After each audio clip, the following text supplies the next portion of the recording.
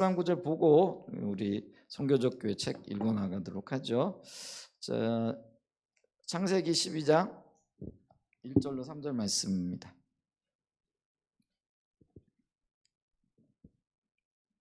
창세기 12장 1절로 3절 말씀입니다. 네, 같이 읽습니다. 시작. 여호와께서 아브라함에게 이르시되 너는 너의 고향과 친척과 아버지 집을 떠나 내가 내게 보여줄 땅으로 가라. 내가 너로 큰 민족을 이루고 내게 복을 주어 내 이름을 창대하게 하리니 너는 복이 될지라.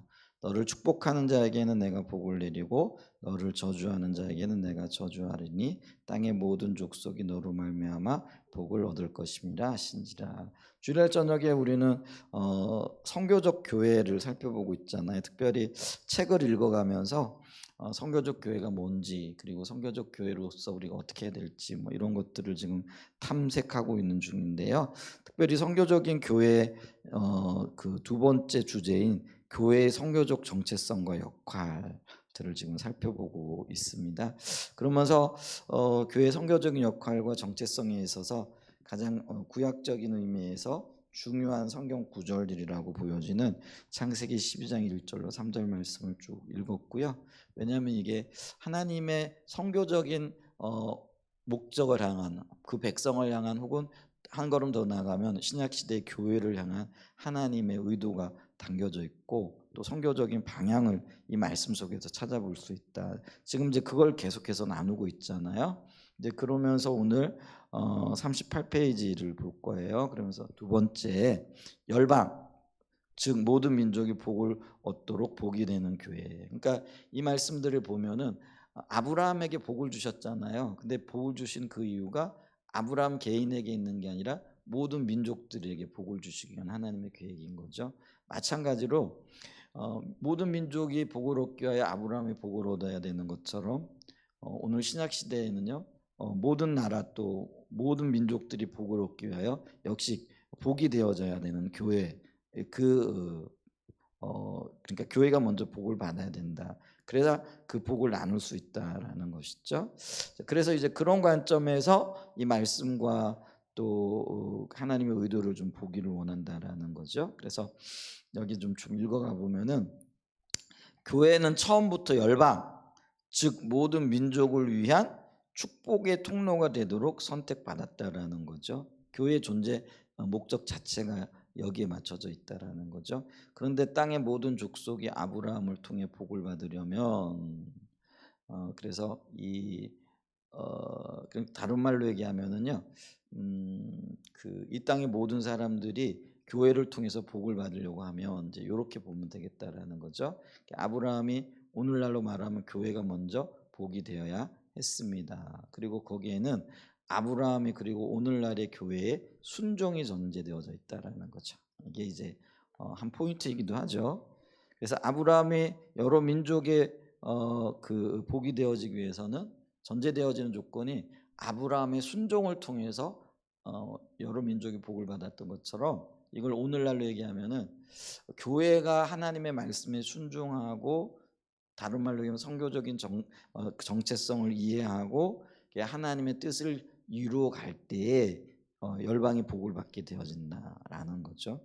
그래서 여기가 이제 좀 있으면 나오게 되어질 텐데, 하나님이 아브라함에게 먼저 말씀하시잖아요. 그럼 아브라함이 순종하게 되어질 때 다음 일이 이루어지는 것처럼 교회도 하나님의 의중을 알고 그 의중 앞에 순종하게 되어질 때에 열방으로 나아가 복을 받게 하는 역할을 한다라는 거죠. 그래서 결국은 순종이 관건이라 이런 의미이죠. 그래서 이 구절에 대한 위 도회에서 우리가 지난 시간에 이렇게 도회 그러니까 봤잖아요. 가라 뭐 이러면서 이렇게 봤는데, 이 구절에 대한 도회에서도 볼 수 있듯이 명령문이 둘이 나온다, 두 개 나온다라 그랬죠. 그래서 하나는 가라고 하나는 복이 되라라는 거죠. 근데 이 두 개의 명령문이 함께 나올 때는 39페이지입니다. 두 번째 명령문은 첫 번째 명령문에 순종했을 때 예상되는 결과나 첫 번째 명령문이 의도하는 목적을 의미하는 경우가 많습니다. 그게 뭐냐면 1이 돼야 2로 나갈 수 있다라는 거죠. 그러니까 2가 안 되면은 1이 안 되면 2로 나갈 수 없는 거죠. 그럼 여기서 1이 순종이에요. 그 다음에 2가 뭐예요? 복 받는 거라는 순종이 아니라 아브라함에게 가라라는 거죠. 그러니까 아브라함이 가는 순종을 안 하게 되어지면은 열방이 복을 못 받는 거죠. 그래서 이 가라는 이 명령에 아브라함이 순종할 때 복을 받게 되어지고 또 복의 통로가 되어지는 거예요. 만약에 순종 안 하면은 그런 일이 일어날 수 없다라는 거죠. 그래서 우리가 이 가는 것 이게 아브라함이 순종해야 되고 이 순종을 통해서 복이 되어지는 그리고 열방이 복을 받게 되어지는 이런 그런 구조라는 거죠. 자, 그래서 이거를 그 영어 성경에서는 이렇게 번역한다 이렇게 돼 있죠. 킹 제임스 버전이나 NIV 같은 경우는 자 가라 그러면 복이 될 것이라 첫 번째 명령이죠. 그래서 이거를 다른 말로 얘기하면 가라 그것은 복이 되게 하기 위한 것이다. 이제 뭐 조금 표현은 다르지만 같은 의미예요. 그죠?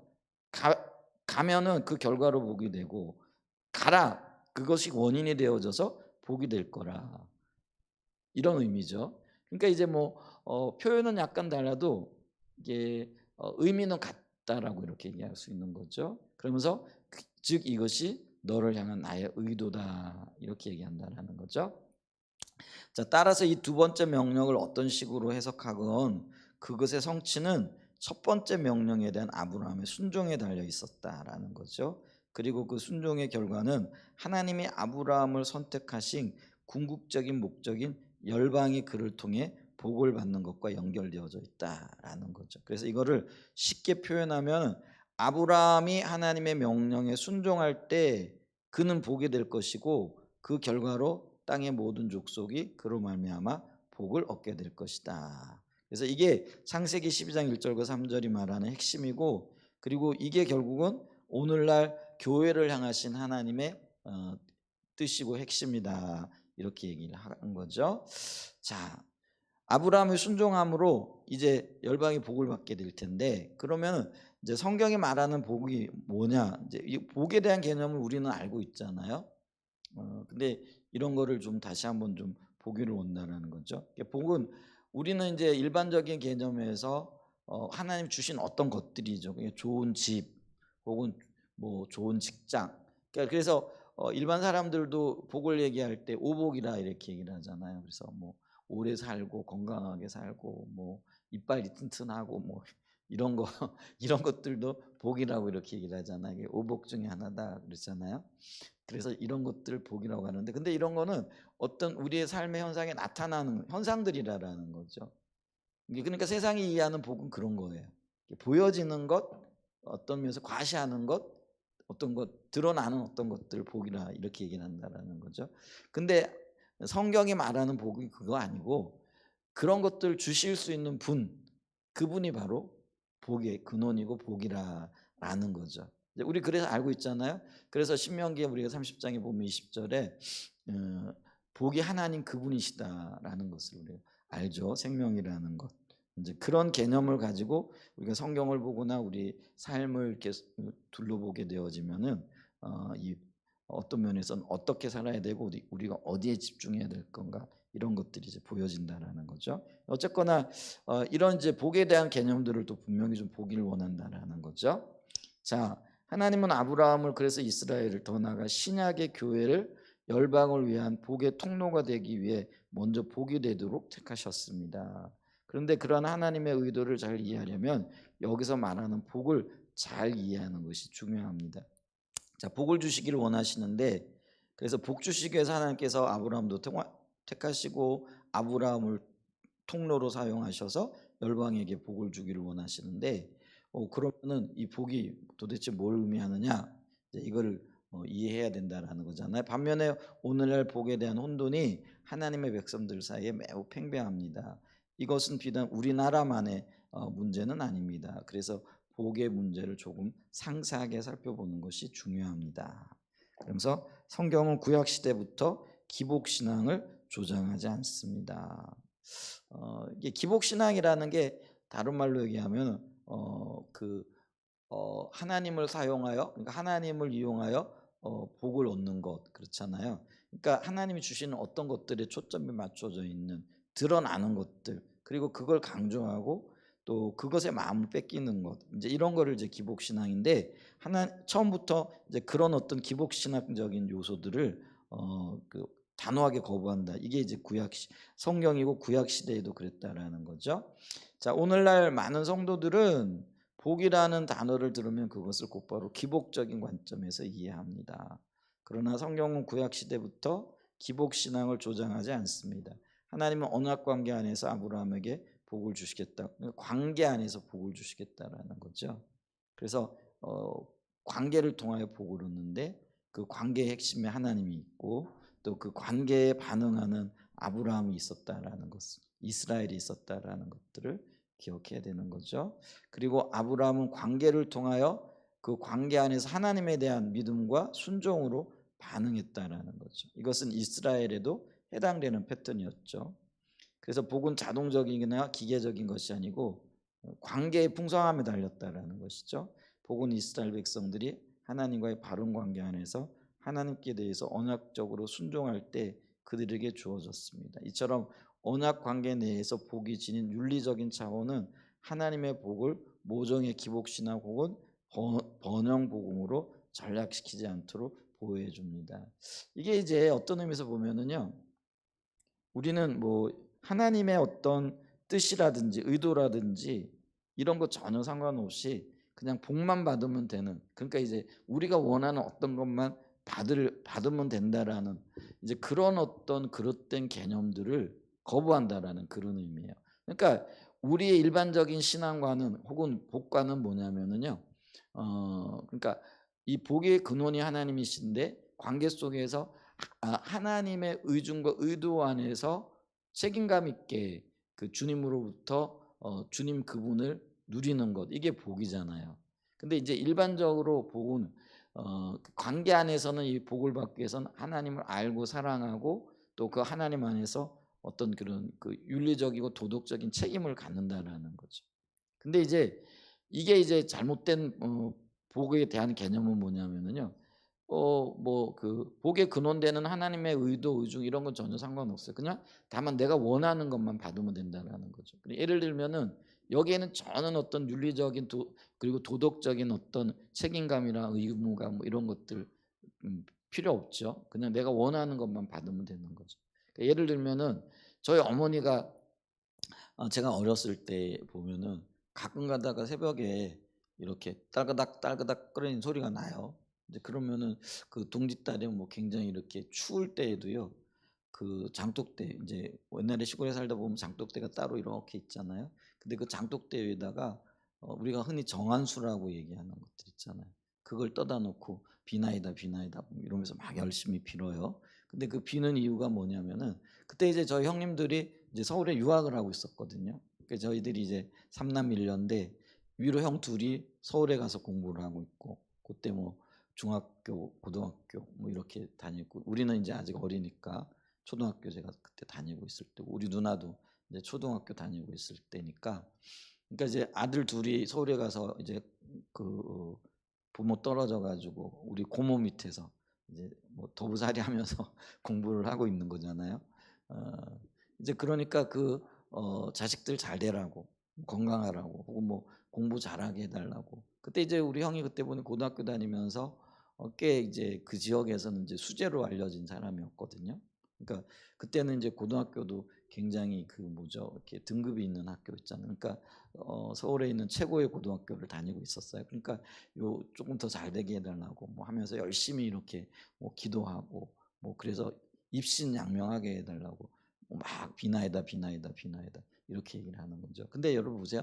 그때 우리 어머님이 천지신명이라고 하는 신에게 빌면서 천지신명의 뜻, 천지신명의 의도, 또 천지신명의 어떤 윤리적인 뭐 기준, 도덕적인 어떤 의무 이런 데 관심이 있었을까요? 없었을까요? 전혀 관심이 없어요. 오직 비나이다 비나이다 비나이다 하는 그 유일한 목적은 뭐예요? 내 아들 잘 되고, 내 아들 대학에 합격하고, 혹은 내 아들 입시양면에 해서 이름 날릴 수 있는 이제 그런 사람 되게 해달라고 하는, 오직 거기에만 초점이 맞춰져 있는 거라는 거예요. 근데 이 관계가요, 그런 어떤 비윤리적이고 비도덕적인 것으로부터 우리를 지켜주는 역할을 한다는 거예요.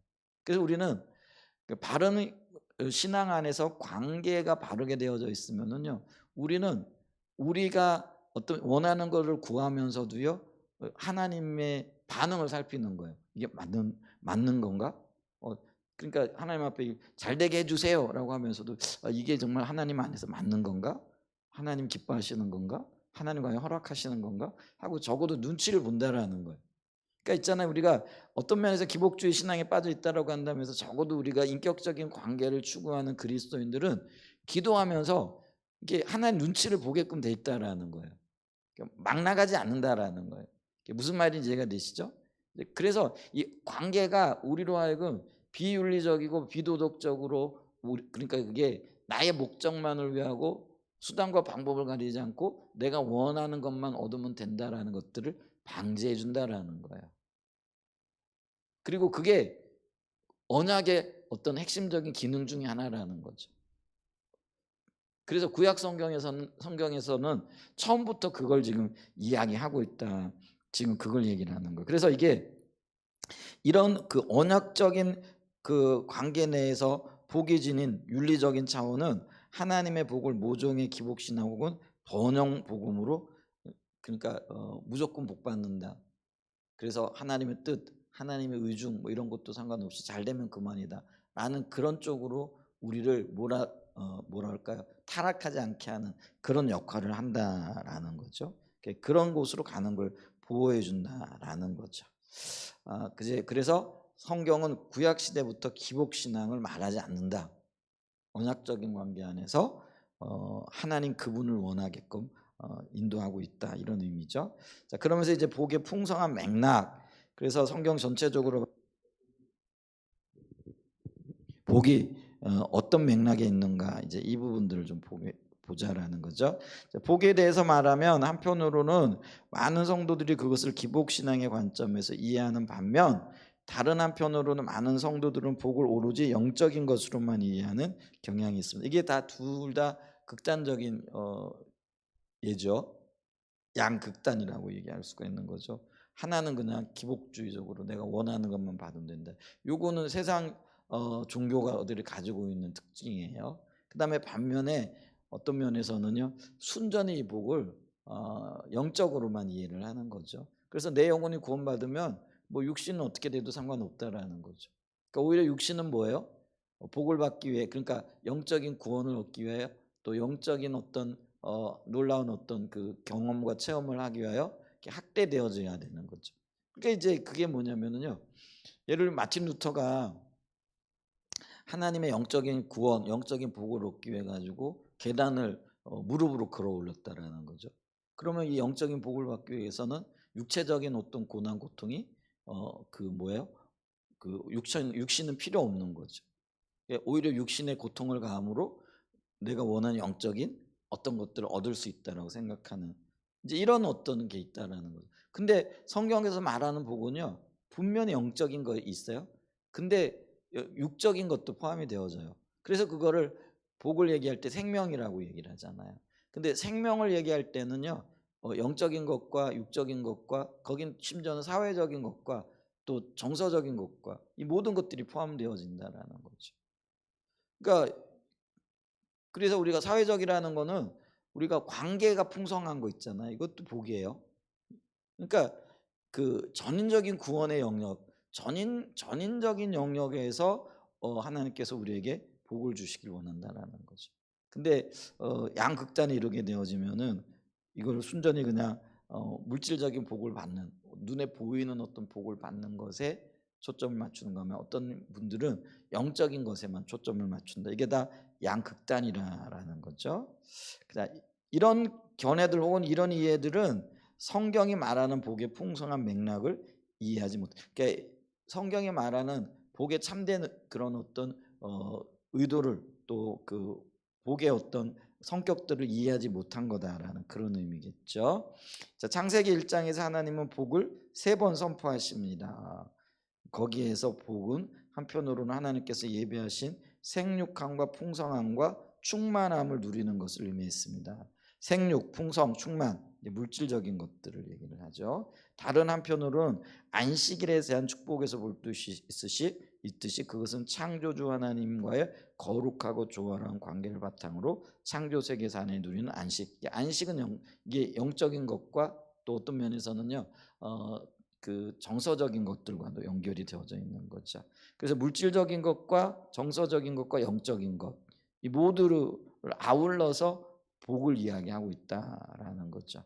그래서 구약의 이야기가 전개되면서 이스라엘의 하나님과의 언약 관계 안에서 누리는 복의 본질은 점차 더 구체화되어지는데, 그것을 크리스토퍼 라이트가 이렇게 표현한다라는 거죠. 자, 한번 읽어보면요, 그것은 아브라함으로 인해 하나님의 신실하심을 경험하는 것과 하나님이 그들을 애굽의 종살이에서 구해 주시는 것을 포함한다. 그래서 영적인 체험뿐만 아니라 애굽에서 건짐을 받는 실질적인 구원, 이걸 이제 다른 말로 얘기하면 뭐 육체적인 구원이라 이렇게 얘기도 되겠죠. 노예에서 해방되어지는 거죠. 근데 거기에는 노예에서 해방되어지는 것뿐만 아니라 영적인 의미도 포함이 되어져 있다. 이제 이런 의미가 되어졌죠. 그것은 이어서 광야에서 하나님이 그들을 보호하시고 돌보시는 것, 곧 그들에게 필요한 것을 제공하시고 그들의 죄를 용서하시는 것을 포함한다. 하나님의 이름을 계시하는 것, 시내산에서 율법을 주시고 성막과 제사 제도를 통해 계속적인 교제의 수단을 제공하시는 것은 모두 하나님의 언약적 복의 표시다. 땅을 선물로 주시는 것은 아브라함에게 준 약속을 직접 성취하는 것이며, 그 약속에 나오는 모든 복 중 가장 구체적인 것이다. 영적인 복이 땅으로 나타나는 거라는 거죠. 그러니까 이게 어떤 면에서 분리되어지지 않는 거라는 거죠. 영적인 것과 육적인 것, 이게 분리되어지지 않고 육적인 것에 땅에 영적인 복이 들어가 있고, 또 어떤 면에서는요, 이 그 영적인 영역에서 땅의 어떤 모습들을 나타내고 보여주고 있다라는 거죠. 그래서 그리고 이제 신약으로 넘으면 구약에 있었던 복의 영적인 면이 이제 더 구체화되고 분명하게 보여집니다. 그러면서 이제 그 사도 바울의 에베소서의 말씀을 이렇게 얘기하고 있어요. 찬송하리로다 하나님 곧 우리 주 예수 그리스도 아버지께서 그리스도 안에서 하늘에 속한 모든 신령한 복을 우리에게 주시되, 그 신령한 복을 우리에게 주셨는데 그게 어떻게 나타나느냐면은요, 곧 창세전에 그리스도 안에서 우리를 택하사 우리로 사랑 안에서 그 앞에 거룩하고 흠이 없게 하시려고 그 기쁘신 뜻대로 우리를 예정하사 예수 그리스도로 말미암아 자기의 아들들이 되게 하셨으니, 이는 그가 사랑하는 자 안에서 우리에게 거저 주신 바 그의 은혜의 영광을 찬송하게 하려는 것이라. 찬송하게 하려는 것이라. 우리는 그리스도 안에서 그의 은혜의 풍성함을 따라 그의 피로 말미암아 속량 곧 죄 사함을 받았느니라. 이는 그가 모든 지혜와 총명을 우리에게 넘치게 하사 그 뜻의 비밀을 우리에게 알리신 것이요 그의 기뻐하심을 따라 그리스도 안에서 때가 찬 경륜을 위하여 예정하신 것이니, 하늘에 있는 것이나 땅에 있는 모든 것이 다 그리스도 안에서 통일되게 하려 하십니다. 모든 일을 그의 뜻의 결정대로 일하시는 이의 계획을 따라 우리가 예정을 입어 그 안에서 기업이 되었으니, 이는 우리가 그리스도 안에서 전부터 바라던 그의 영광의 찬송이 되게 하려 하심이라. 그 안에서 너희도 진리의 말씀 곧 너희의 구원의 복음을 듣고 그 안에서 또한 믿어 약속의 성령으로 인치심을 받았으니, 이는 우리 기업의 보증이 되사 그 얻으신 것을 속량하시고 그의 영광을 찬송하게 하려 하심이라. 좀 더 읽어보면은요, 자, 이렇게 볼 때 창세기 12장 1절과 3절에서 말하는 복은 지금까지 설명한 문맥에 비추어 볼 때, 특히 창세기의 문맥에 비추어 볼 때 죄로 인한 저주를 반전시키고 창조의 풍요로움을 회복하는 의미를 포함합니다. 여러 학자들은 복이라는 단어가 창세기 12장 1절과 3절에서 5번 사용된 것을 두고 거기에 하나님의 의도가 들어있다고 봅니다. 창세기 1장 11장에서 저주라는 단어가 5번 사용되었기 때문입니다. 따라서 이 구절은 하나님께서 아브라함을 통해 죄의 영향력을 역전시키실 것이라는 사실을 밝히려는 의도가 있다는 것입니다.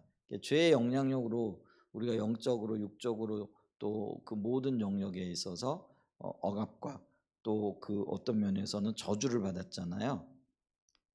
근데 하나님의 복을 통하여 이 모든 것들이 벗겨졌다라는 것. 이제 그걸 그래서 완전하게 달라지는 이렇게 역전되어지는 그것을 지금 그렇게 하려고 하는 의도가 담겨져 있다라는 거죠. 창세기 12장 1절과 3절에 담겨 있는 아브라함의 언약의 실체를 구성하는 이 강력하고 새로운 단어인 복은 창세기 1장 11장의 저주를 제거하게 되는 것이다. 따라서 여기서 말하는 복은 적어도 번성, 퍼져나감, 채움, 풍성함이라는 개념을 포함한다. 이것이 바로 하나님이 모든 인류에게 원하시는 것입니다. 복은 하나님께서 태초에 창조 세계에 풍성히 부어주신 모든 선을 회복하시는 것입니다. 그러니까 어느 한 부분에 그 뭐랄까요, 편중되어져 있는 게 아니라는 거예요. 하나님의 모든 의도가 다 회복되어지고 다 새롭게 되어지고 그걸 다 누리게 되어지는 것. 이제 이걸 가리켜서 복이라 이렇게 한다라는 거죠. 하나님의 의도가 회복되어지는 게 이게 이제 하나님이 우리에게 주신 복이 회복되어지는 거라는 거죠. 그래서 리차드 보캄 박사도 이렇게 말합니다. 하나님은 궁극적으로 저주를 물리치고 복을 내리겠다고 아브라함에게 약속하신다. 그렇게 되는 것은 아브라함의 씨, 따로 부름을 받은 아브라함의 후손의 메시아. 아브라함의 씨는요, 이게 다윗 이 씨라는 것은 아브라함의 후손으로 오실 예수 그리스도를 얘기하는 거예요. 그래서 이 씨라는 표현이 등장을 하기도 하는데요. 이건 생명의 근원이 되어지는. 그래서 아브라함의 씨는 예수 그리스도를 말하고 메시아를 말한다라는 거죠.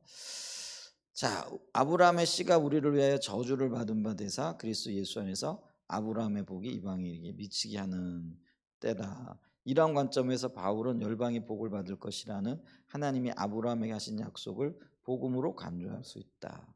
복음이란 그리스도 안에서 저주가 폐기 처분되었고 자신의 피조 세계에 복 주시려는 하나님의 창조 목적이 그 어떤 역전 가능성도 배제한 채 확립된, 이제는 이게 뒤집어지지 않는다라는 저주가 복으로 대체되어지고 이 복은 다시 뒤집어질 가능성이 없다라는 거죠. 그게 없어졌다라는 거예요. 예수 그리스도 안에서 복음이란 그리스도 예수 안에서 저주가 폐기되었고 자신의 창조 세계에 복 주시려는 하나님의 창조 목적이 그 어떤 역전 가능성도 배제한 채 굳게 세워졌음을 뜻한다. 이게 이 복에 대한 어떤 면에서는 그 하나님께서 하시고자 하신 목적, 그게 회복이 되어졌고 이루어졌다라는 그런 말씀이죠. 그래서 복은 어떤 면에서 복음이라 이렇게 얘기할 수도 있겠죠. 자, 성경이 말하는 복과 물질적인 풍요와의 관계. 자, 성경이 말하는 복을 이해하는 데에서 중요한 한 가지는 복과 물질적인 풍요와의 관계를 올바로 이해하는 것이 중요하다라는 거죠. 많은 성도들이 이 부분에 대한 이해가 명확하지 않아서 많이 혼란스러워한다라는 거죠. 자, 우선 성경이 말하는 복은 물질적인 풍요를 포함할 수 있다라는 거예요. 당연히 포함하겠죠. 자, 방금 살펴본 복의 풍성한 맥락을 보아도 알 수 있고 구약에 나오는 많은 구절들을 보아도 그 사실을 알 수 있습니다. 그런데 기억해야 할 것은 모든 물질적인 풍요가 반드시 하나님의 복은 아닐 수 있다라는 거죠. 이것은 제 아내가 여자인 것은 맞지만 여자가 제 아내인 것은 아닌 것과 같다라는 거죠. 자, 예레미야 시대에 예레미야가 시험에 들 만큼 많은 사람들이 물질적인 풍요를 누렸지만 그것은 전혀 하나님이 주신 복이 아니었습니다. 오히려 저주였던 것들을 볼 수 있죠. 그들은 철저히 하나님을 떠나 있었고 그 결과 하나님의 심판이 다가오고 있었습니다. 신약성경 요한계시록에 나오는 라오디게아 교회도 마찬가지였습니다. 그 당시 그 지역의 산업이 발달했기 때문에 그들은 물질적으로 풍요했습니다. 그들이 나는 부자라 부유하여 부족한 것이 없다라고 자부심을 가질 정도였습니다. 당연히 그들은 하나님의 복을 받아 그렇게 부자가 되었다고 생각하고 말했을 것입니다. 그러나 하나님의 평가는 전혀 달랐습니다. 그들을 향한 하나님의 칭찬은 단 한마디도 없었습니다. 그리고 예수는 오히려 그들이 가난하다고 말씀하셨습니다. 물질적인 풍요가 복에 포함되어지긴 하지만은 모든 풍요가 다 복은 아니라는 거예요. 오히려 저주가 되어질 수 있다라는 거죠. 그 예를 예레미야 시대의 그 유대인들의 예와 라오디게아 교회의 풍성했던 어떤 물질적인 복을 예로 들어서 얘기하고 있다라는 거죠. 우리가 이런 예를 너무 많이 들었기 때문에 반면에 그러면 가난하다고 해서 그것이 반드시 하나님의 저주를 받았냐? 그것도 아니라는 거죠. 예수님은 머리 둘 곳이 없었고 배고파서 무화과 열매를 찾기도 하셨고 예수님이 따르는 제자들도 먹을 음식이 없어 밀을 비벼 먹기도 했습니다. 우리는 사도 바울이 처했던 상황도 잘 압니다. 그러나 그는 말했습니다. 가난한 자 같으나 많은 사람을 부유하게 하고 아무것도 없는 자 같으나 모든 것을 가진 자로다. 자, 크리스토퍼 라이트도 정확하게 같은 관점에서 다음과 같이 말하는데요. 물론 물질적인 풍요함은 하나님이 축복하셨다는 유형적 표시가 눈에 띄는 어떤 표현일 수도 있다라는 거죠. 하지만 하나님이 축복해 주신다고 해서 자동적으로 다 부자가 되는 것은 아니며 또 반대로 가난해졌다고 해서 하나님이 축복을 거두어 가신 것도 아니다. 하나님 우리가 좋을 때나 나쁠 때나 믿음, 순종, 언약의 요구들에 윤리적인 충성할 것을 요구하신다. 모든 물질적 손해나 육체적인 고난이 불순종의 결과는 아니다. 욥기와 에레미야에서 보여주듯이 에레미야가 고난을 많이 겪잖아요. 근데 에레미야가 고난을 겪는 게 불순종의 결과가 아니라는 거죠. 순종했음에도 불구하고 하나님의 어떤 특별한 목적 때문에 고통스러울 수 있고 고난을 겪을 수 있다라는 거예요. 그러니까 오늘 우리 삶에서도 그렇다라는 거예요. 잘 되고 문제 없으면 그게 복이 아니에요. 물론 하나님의 복일 수도 있지만은 아닐 수도 있다라는 거죠. 그럼 우리가 어려움을 겪고 문제를 겪어요. 또 이렇게 원치 않는 어떤 일들을 겪는 게 그럼 그게 하나님이 저주하신 거냐? 복이 떠난 거냐? 아닐 수 있다라는 거예요. 오히려 어떤 사람은요 가난해지면서 더 풍성해지는 사람들이 있어요. 그러니까 보세요. 내가 가난해짐으로 하나님을 찾게 되어지고 하나님과 가까워질 수 있다라면은 그게 저주의 복이에요? 그게 복인 거예요. 근데 반면에 내가 물질적으로 부유해지면서 하나님을 떠나고 하나님과의 관계가 멀어져요. 그럼 그건 저주예요? 아니면 복이에요? 저주가 된다는 거예요. 그러니까 우리가 이걸 잘 이해해야 된다는 거예요. 그러니까 눈에 보이는 것만 가지고 말하고 판단해서는 안 된다는 거죠. 이제 그 얘기를 지금 하고 있다는 거죠. 그리고 모든 재물이 하나님의 축복으로 인해 얻어지는 것도 아니다. 아모스와 다른 선지자들이 분명하고 아모스 시대 이스라엘 백성들이 굉장히 잘 살았어요. 이게 여로보암 2세 때 얘기인데요. 그들이 아주 잘 살았어요. 그 뭐 농사를 지으면은 농사가 잘 되고요. 이 목장을 운영하면 목장이 잘 되고요. 뭐 하여간 그때 정치적으로 경제적으로 한동안 굉장히 부유할 때가 있었어요. 지금 우리나라가 그렇죠. 굉장히 부유해요. 근데 이 부유한 때가 그럼 복이냐? 아니 반면에 우리가 매우 가난한 때가 있었잖아요. 그럼 그 가난한 때가 저주였느냐? 그게 아니죠. 가난했기 때문에 주를 찾았어요. 복이에요. 근데 부유하기 때문에 오늘날 우리는 주님을 떠나요. 저주예요. 그럼 이 저주의 영향을 받을 수도 있더라는 거죠. 이제 우리가 그걸 이제 봐야 된다라는 거죠. 또 불의와 억압으로 인해 어떤 사람들은 빈곤하게 되고 다른 사람들은 대단히 부유하게 되기도 합니다. 그렇죠? 잘못된 방법으로 혹은 죄된 어떤 행동들, 그러니까 예를 들면 탈세나 뭐 이런 것들을 통해서 부유하고 부를 얻을 수도 있는 그런 일들이 있을 수 있다라는 거지. 근데 이런 것들은 하나님과의 인과관계, 그러니까 이게 하나님이 복 주셨느냐 하나님이 저주하셨느냐 이런 거를 단순하게 뭐라 그럴까요? 보기가 간단하지 않은 문제라는 거죠. 그래서 이게 참 쉽지 않은 영역이기도 하다라는 거죠. 자, 로잔 운동의 로잔 신학 실행 그룹도 이 문제를 연구한 뒤 발표한 논문에서 다음과 같이 말을 합니다. 로잔 운동 우리나라 인천에서 그 제4차 세계 로잔 대회가 열렸어요. 지난 그 22일부터 28일까지니까 어제까지 열린 것 같아요. 근데 지금 평가가 극명하게 이렇게 갈리고 있더라고요. 열리기 전에는 뭐 WCC냐 뭐 이러면서 또 비난하는 사람들도 많이 있을 거예요. 근데 제가 볼 때는 로잔 운동은요 WCC 뭐 교회 우리가 흔히 얘기하는 그런 자유주의적인 입장에서는 교회 연합 운동은 아니에요. 복음주의적인 영역에서 운동인 거죠. 근데 이제 또 한편으로는 교회들이 어떤 이런 연합 운동이 조금 더 포괄적이어야 할 필요성은 있는데 또 어떤 사람들은 또 너무 뭐라 그럴까요? 근본주의로 돌아갔다. 이렇게 뭐 비난하면서 하여간 요 평가가 항상 엇갈려요. 뭐가 좋은지 나쁜지는 잘 모르겠지만은 하여간 뭐 이런 일들이 있는데 몇 년 더 지나가 봐야 이런 어떤 성격들이나 혹은 대회의 어떤 뭐라 그럴까요? 결과들 이런 것들이 평가되어지지 않을까 싶어요. 하여간 시끄러워요. 뭐든지 시끄러워요 지금. 어, 이것도 시끄럽고 저것도 시끄럽고. 우리 왜 10월 27일 날 왜 그 뭐라 그럴까요? 교회의 목소리를 내는 뭐 그런 어떤 대회들 하잖아요. 저기 언급을. 근데 그것도 시끄럽더라고요. 어떤 사람은 잘한다 그러고 어떤 사람은 왜 하냐 그러고. 하여간 뭐 뭐든지 간에 이쪽 저쪽에서 공격을 받게끔 되어져 있고. 예수님이 그랬잖아요. 어떤 사람은 주님을 메시아라 따르고 어떤 사람은 사단이라고 욕하고. 그러니까 이게 늘 어떤 게 양면이 있는 어떤 것들 이렇게 보면서 우리가 잘 분별해야 될 어떤 필요성들이 있지 않을까 싶어요. 하여간 로잔 운동에 그 전에 로잔 운동에서 했던 얘기입니다. 자, 우리는 인간 번영에 대한 성경적 완성이 있다는 환상이 있다는 사실과 성경이 하나님의 복에 대해 가르침에 물질적인 복, 건강과 부 이런 걸 포함하고 복을 포함한다는 사실을 단언한다. 이게 있다라는 거죠. 이에 대해서도 신구약 성경 전체에 걸쳐 더 연구하고 설명할 필요가 있다. 우리는 비성경적인 이원론에 사로잡혀 물질적인 것과 영적인 것을 양분하지 말아야 된다. 아까 극단에 이르러 있었던 사람이라는 것. 그거를 그 견해를 수용해서는 안 된다 이런 의미죠.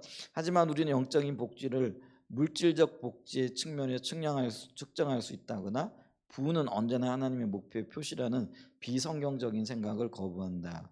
부는 억압, 사기, 부패로도 얻을 수 있다. 이게 잘 사는 게 무조건 하나님의 복이다 이건 아니라는 거예요. 그런 시각도 우리가 경계해야 된다라는 거죠. 또한 우리는 가난이나 질병이나 요절이라는 게 뭐예요? 일찍 죽는 거예요. 자기 수명을 다 누리지 못하는 거 이런 걸 얘기를 하는 거죠. 그러면 이런 것들은 언제나 하나님의 저주의 표시라거나 믿음의 부족이라는 거나 또는 인간의 저주라는 생각도 우리가 그렇잖아요. 고난을 깊이 당하고 있는 사람은 아이 저 사람은 죄가 있어서 그럴 거야. 이렇게 단정적으로 얘기하는 거 있잖아요. 근데 그거 안 된다라는 거죠. 하나님이 그에게 어떤 고난을 이렇게 주고 말할 수 없는 어떤 어려움을 주는 데는요. 그 사람이 그게 죄 때문이 아니고요. 그 사람을 정결케 하시기 위한 하나님의 숨겨진 의도가 있는 거예요. 그러니까 우리는 그걸 그대로 봐야 되는데 우리는 그걸 가지고 평가하는 거예요. 야, 저 사람이 저거 예수 믿는 사람이 저래. 근데 그거를 누가 얘기하냐면 가장 옆에 있는 가까이 있는 교우들이 그런 얘기를 한다라는 거죠. 아, 집사님이 예수님 똑바로 안 믿어서 그래. 잘 좀 믿어봐. 그러면서 잘 안 믿으니까 이런 일들이 일어나죠. 근데 이거는 있죠. 우리가 그런 일들이 일어나는 걸 보면서 자기는 돌아보면서 왜 일어나는가 이런 것들을 점검해 볼 필요는 있어요. 왜냐하면요. 아까 얘기를 했잖아요. 예를 들면 요절이라든지 물질적인 어려움이라든지 어떤 그 고통 이런 것들이요. 하나님의 징계와 심판으로 오는 경우들도 있거든요. 그게 다 아니라는 그런 의미가 아니에요. 그렇기 때문에 이게 하나님의 징계로 왔는지 아니면 하나님이 징계가 아닌 다른 어떤 목적 때문에 주어졌는지 이런 것들을 잘 살펴보고 영적인 분별력을 가지고 분별해야 될 필요와 책임이 우리에게 있다라는 거예요. 근데 그거를 한쪽으로 이렇게 몰아가면 또 안 된다라는 이게 이 두 극단 사이에서 우리는 잘 조화를 이루면서 때로는 이런 것들을 살펴보면서 자기를 점검하고 또 어떤 주님의 뜻을 분별하는 것들이 굉장히 필요하다라는 것이죠. 그죠? 그런데 그렇기 때문에 여기서 필요한 거 항상 그렇다, 늘 그렇다 이래서는 안 된다라는 거예요. 어떨 때는 이럴 수 있어요. 어떨 때는 저럴 수도 있다라는 거죠. 그렇기 때문에 우리가 모든 일들에 대해서 껌껌이 어떤 것들을 물어봐야 된다라는 거죠.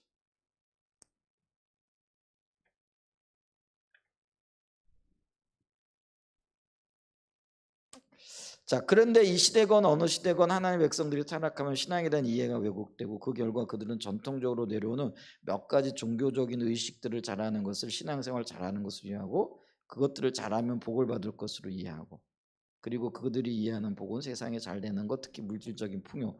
그래서 그들은 물질적인 부를 하나님의 복과 동일시해 버린다. 그래서 다음과 같은 공식이 성립. 부 이퀄 하나님. 이러니까 이게 이제 율법주의로 가는 거죠. 그러니까 율법주의적인 행동들, 종교적인 의식들 이런 걸 강조하게끔 돼 있는 거예요. 너 기도 많이 해야 응답받지. 헌금 많이 해야 복받지.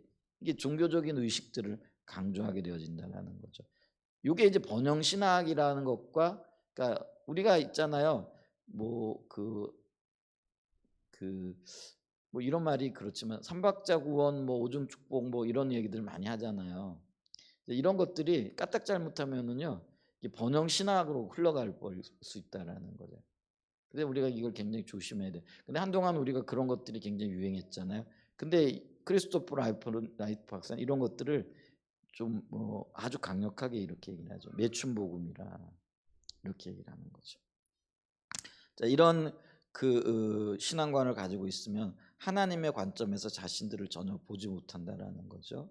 그 영적인 분별력이 사라진다라는 거죠. 자, 그렇게 되면 우리는 마치 예레미야 시대처럼 하나님의 관점에서 하나님은 멀리 떠나 하나님의 심판이 다가온 상황에서도 세상적으로 잘되고 물질적으로 풍요를 누리는 하나님의 복을 받고 있다고 생각하기 때문에 자신들의 상태를 전혀 인식하지 못하게 된다는, 이게 위험해요.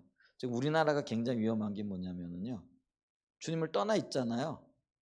분명하게 그런 현상들이 보이잖아요. 윤리적으로, 도덕적으로, 영적으로. 근데 나라는 잘 굴러가고 있거든요. 그러니까 제가 이렇게 보니까 우리나라 사람들을 많은 나라 사람들이 부러워하더라고요. 그래서 우리나라 사람이 되기를 원하는, 될 수 있으면 되기를 원하는, 이제 그걸 귀화라 이렇게 얘기를 하고, 귀화도요 아무나 할 수 있는 건 아니잖아요, 그렇죠? 그렇게 원하는 사람들도 있고요. 그 다음에 이제 우리나라, 예를 들면 여권 파워라 그러는데 우리나라 여권 들고 세계 어느 곳으로 가도 대접받는 거죠. 이제 그러니까요 우리는요 잘하고 있는 줄 알아요. 잘 살고 있는 줄 알고요. 물론 극단의 생각을 하는 사람들도 있기는 있지만은요. 근데 이게 굉장히 위험한 거라는 거죠. 우리가 이 상태로 가게 되어지면은 하나님의 실질적인 징계, 심판 이런 것들, 그리고 최종적으로는 우리가 어제 십자가 복음을 하면서도 배웠잖아요. 멸망하거나 제거당하는 그런 일들도 일어날 수 있다라는 것이죠. 자, 그래서 성경적인 복의 개념은 복은 하나님의 생명이라 이렇게 얘기를 한다는 거죠. 자, 47페이지. 성경이 말한 복은 하나님과의 언약적 관계에서 우리에게 주어지는 것입니다. 그것을 가장 잘 보여주는 성경 구절 중 하나가 신명기 30장이라는 거죠. 자, 책을 안 가지고 계신 분들이 있으니까 제가 읽어드릴게요. 보라, 내가 오늘 생명과 복과 사망과 화를 내 앞에 두었나니 곧 내가 오늘 내게 명령하여 내 하나님 여호와를 사랑하고 그 모든 길로 행하며 그의 명령과 규례와 법도를 지키라 하는 것이라. 그리하면 내가 생존하며 번성할 것이요 또 내 하나님 여호와께서 내가 가서 차지할 땅에서 내게 복을 주실 것입니다.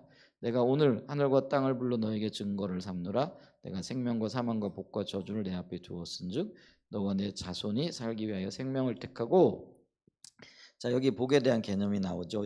신명기 30장 20절입니다. 내 하나님 여호와를 사랑하고 그의 말씀을 청종하며 또 그를 의지하라. 그는 내 생명이요. 이 생명이란 말이 복이라는 거죠. 하나님의 복이고 생명이라는 거죠. 내 장수이시니 여호와께서 내 조상 아브라함과 이삭과 야곱에게 주리라고 맹세하신 땅에 내가 거주하리라. 이 구절에 의하면 하나님 이스라엘 백성들 앞에, 오늘날 우리 앞에도 마찬가지라는 거죠. 한쪽에는 생명과 복, 그리고 다른 한쪽에는 사망과 화 혹은 저주를 두시고 그들과 그들 자손이 살기 위하여 생명을 택하라고 말씀하십니다. 이 구절을 보면 알 수 있듯이 복과 생명은 같은 것을 의미합니다. 매우 중요하게 하나님은 그분의 이스라엘의 생명, 즉 복이라고 말씀하십니다. 하나님이 복이고 생명이라는 거죠. 따라서 그들에게 생명 혹은 복을 택하라는 말은 궁극적으로 그들의 생명이 되신 하나님을 택하라는 말입니다. 우리가 하나님을 택해야 될 이유가 뭐예요? 그분이 생명이고 복이기 때문에 그렇다라는 거죠. 그래서 성경이 말하는 복은 하나님께서 우리에게 주시는 그 무엇 이전에 그분 자신이 우리의 생명이시고 우리의 복이십니다. 이 이해가 매우 중요합니다. 신약에서도 예수님께서 동일한 말씀을 하셨습니다. 예수께서 이르시되 내가 곧 길이요 진리요 생명이니 나로 말미암지 않고는 아버지께로 올 자가 없느니라. 그래서 성경이 말하는 복은 근본적으로 하나님과의 관계에서 나오는 겁니다.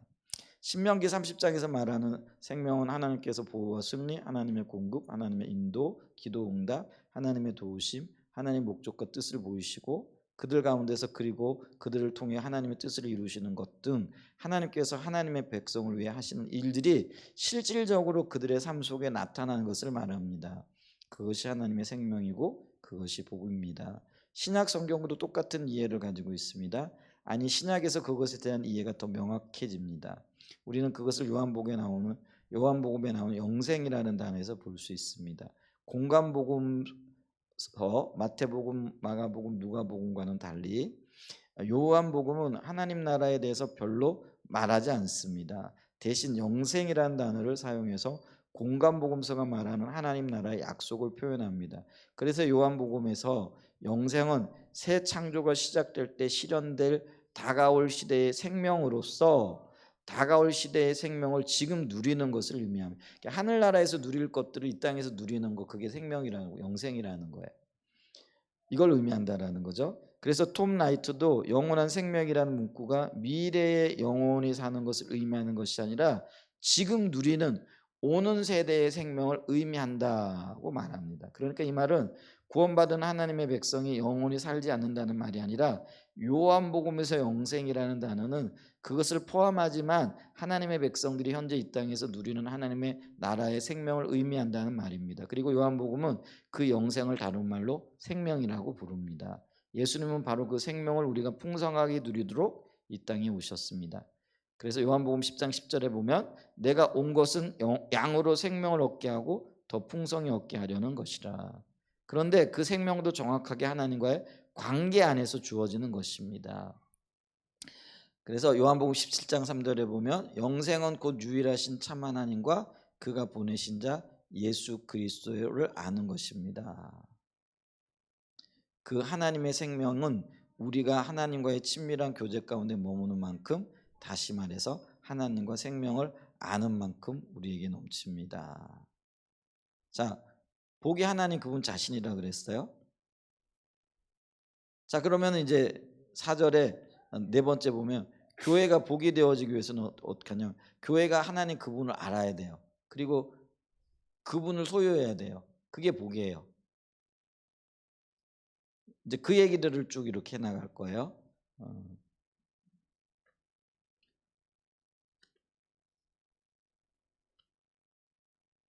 네, 여기까지만 하죠. 좀 읽어보시기 바랍니다. 이게 좀 중요한 얘기들이라 조금 제가 계속 읽어가면서 얘기를 하고 있는데요. 다음 주까지는 이걸 봐야 되겠네요. 네, 기도하겠습니다. 주신 하나님 아버지 감사합니다.